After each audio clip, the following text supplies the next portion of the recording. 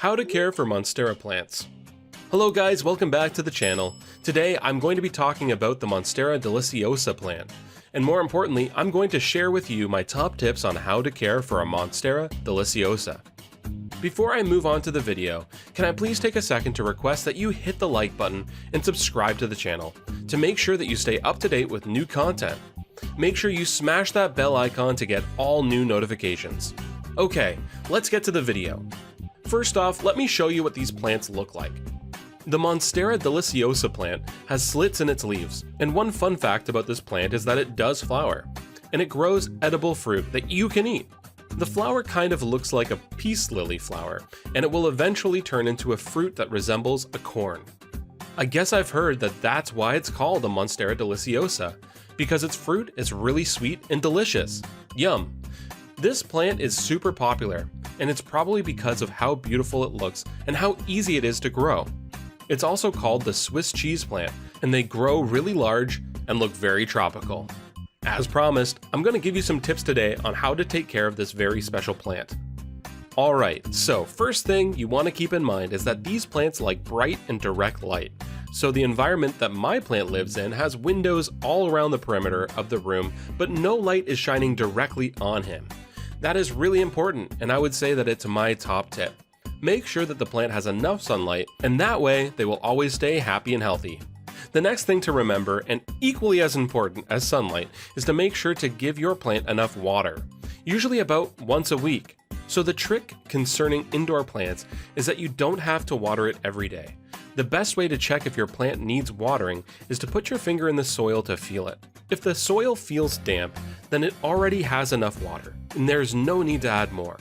On the flip side, if it feels pretty dry, then you can be confident that you're good to water it again. When I water it, I put as much water in the pot until the water drains to the saucer, because I have a hole in the pot that lets me know that the water has seeped through to all the roots and is thoroughly watered, and then I just wait about a week. Remember this, overwatering a plant is as bad as underwatering, particularly with indoor plants. Another risk of overwatering is that an overwatered plant tends to attract pests, like black giant ants and other types of pests which really thrive when the soil is moist. The next thing you need to consider is the pot. So, like I mentioned, my pot has a hole in the bottom of it and allows me to know for sure that the water is going to drain thoroughly. If you don't have a hole in the pot, the water will collect at the bottom and can cause the plant's tough root to rot. So I always have a hole, and I always do encourage everyone to do the same. Terracotta is great because it allows the air to circulate through the pot, also because it has pores in the side of the pot all around it, and actually because it's all clay, and that's great as well for your plants. These plants are all a lot happier in terracotta. You will also need to consider the space that you have available, which is very important since your plant grows so rapidly that you will always want to make sure that there is space for it to grow and flourish. I look on it as the same as humans. Personally, I wouldn't like it if I was confined to a small apartment or any kind of small space. And it's the same with this plant. It can grow pretty large and you don't want it to crowd your space, unless you really want to live in a place that resembles a jungle.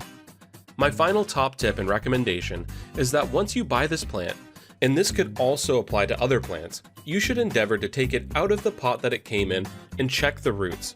Sometimes the roots can get really tightly compact, and they really have nowhere else to go. The way to fix this is to remove it from the pot it came in. Take some gardening shears and make a few small snips around the bottom of the root ball, which will allow the plant to expand its root system. Be careful not to chop off the roots completely. I'm not recommending you hack away at the roots at the very bottom, but a few snips here and there will work wonders if the roots are overly compact. So guys, here was my tips on how to care for Monstero plants. I would definitely recommend it to other people because it's a beautiful plant to have in the house and it gives a nice pop of color. Simply put, it's gorgeous. So, beautiful people, I hope that you found this video interesting. If you did enjoy the video, please make sure to like and subscribe to the channel for more upcoming content. Also, please let your friends know about this channel. All that's left to say is thanks for watching, and I will see you again in the next video.